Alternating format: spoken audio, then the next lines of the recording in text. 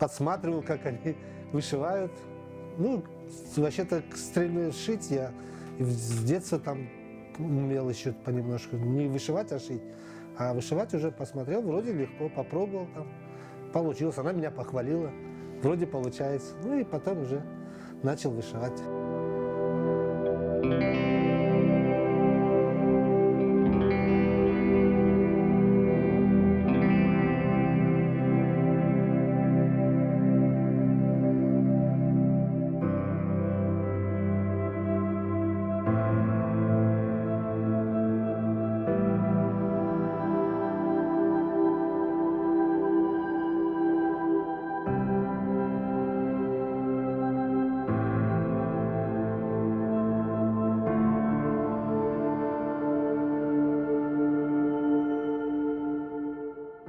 Я даже вот в Симферополе, когда работал, я себе станок разборный сделал.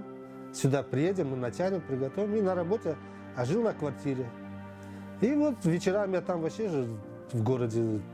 И вот сидел, вышивал, потом придем, здесь уже доделаем, оформим.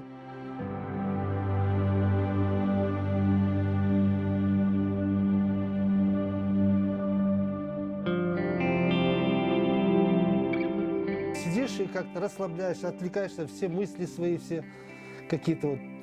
Все равно жизнь тяжелая. Сейчас-то уже алая шкура полегче стало.